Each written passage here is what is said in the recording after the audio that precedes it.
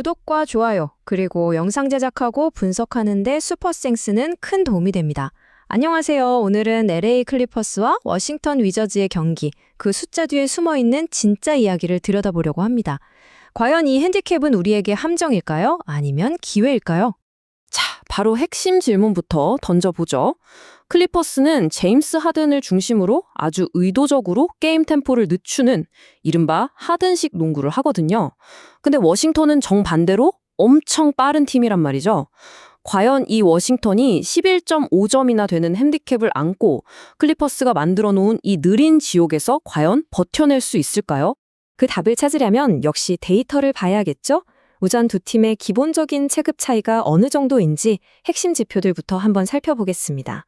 이 표를 보시면 뭐랄까 차이가 한눈에 딱 들어오죠.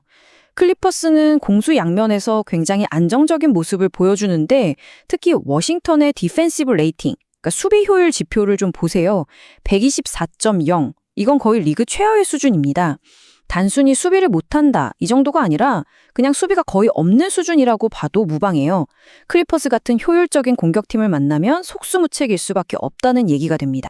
그리고 이 데이터는 단순히 숫자가 아니라 두 팀의 농구 철학 자체를 보여주는 겁니다. 클리퍼스는 마치 거북이처럼 아주 느리고 계획적으로 움직이면서 효율을 뽑아내는 팀이고요. 반면에 워싱턴은 막 정신없이 뛰면서 그 혼돈 속에서 어떻게든 기회를 만들어보려는 팀이죠. 근데 데이터를 보면 이 싸움이 어느 쪽으로 기울일지 어느 정도 예상이 되는 거죠.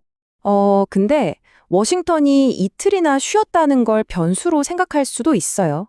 체력적으로는 분명히 유리하겠죠. 하지만 말이죠. 워싱턴의 근본적인 문제는 체력이 아니에요. 조직적인 수비 시스템 자체가 없는 게 문제입니다. 이건 뭐 하루 이틀 쉰다고 갑자기 해결될 수 있는 종류의 문제가 아니라는 거죠. 자, 이제 경기력 분석을 넘어서 시장은 이 경기를 어떻게 보고 있을까요? 바로 이 배당률의 흐름을 보면 함정과 기회가 동시에 보이는데요. 여기서부터가 정말 재밌어집니다. 이번 분석의 가장 중심에 있는 숫자, 바로 마이너스 11.5입니다. 네, 이게 무슨 뜻이냐면 클리퍼스가 이기더라도 11점 차로 이기면 안 되고 최소 12점 차 이상으로 이겨야 한다는 의미입니다. 꽤 높은 기준점이죠. 근데 여기서 정말 중요한 사실이 있습니다. 이 핸디캡 라인이 처음부터 마이너스 11.5가 아니었다는 거예요. 처음에 무려 마이너스 13.5였습니다. 그런데 팀의 에이스인 카와이 레너드가 출전할지 안 할지 불투명하다는 소식이 뜨면서 마이너스 11.5까지 뚝 떨어진 거죠. 그럼 여기서 질문이 생깁니다. 과연 레너드 한 명이 빠진다고 해서 그 가치가 2점이나 될까요? 데이터는 아니라고 말하는 것 같습니다. 왜냐하면 레너드가 없어도 제임스 하든이 있거든요. 특히 하든은 워싱턴처럼 외곽 수비가 약한 팀을 상대로 돌파한 뒤에 외곽으로 킥아웃 패스를 빼주는 플레이에 거의 도사입니다. 이걸 보면 시장이 레너드 결장 가능성에 좀 과민 반응했다, 이렇게 볼 수 있는 대목이죠. 그리고 클리퍼스한테는요, 이 핸디캡을 넘기 위한 아주 강력한 숨겨진 무기가 하나 더 있습니다. 바로 자유투입니다. 성공률이 83.9%, 리그 전체 1위예요. 이게 왜 중요하냐면 경기 막판에 일부러 파워를 얻어서 점수차를 벌리는 자유투 게임으로 들어갔을 때 이게 정말 무서운 무기가 되는 겁니다. 이건 승부처만 되면 와르르 미노지는 워싱턴하고는 완전 정반대의 모습이죠. 워싱턴은 경기 막판 중요한 순간만 되면 야투 성공률이 뚝 떨어지고 집중력을 잃어버리거든요.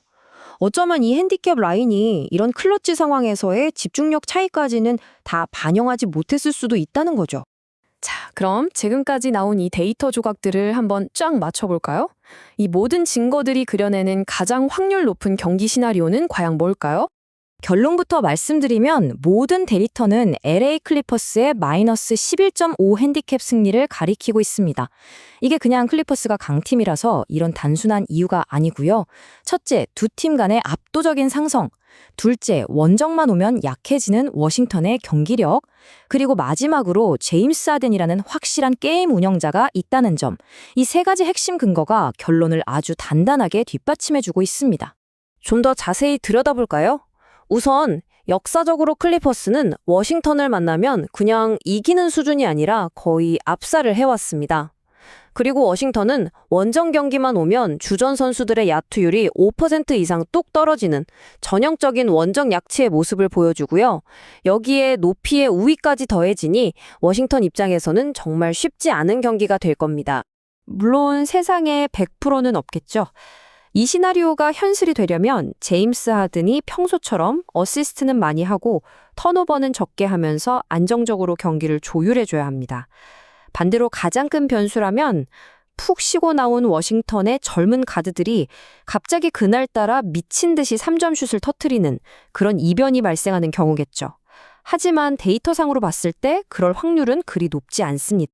자, 그래서 시장의 소음이나 여러 가지 변수들을 걷어내고 오직 순수한 경기력 데이터에만 집중했을 때 숫자들은 아주 강력한 결론 하나를 우리에게 보여주고 있습니다.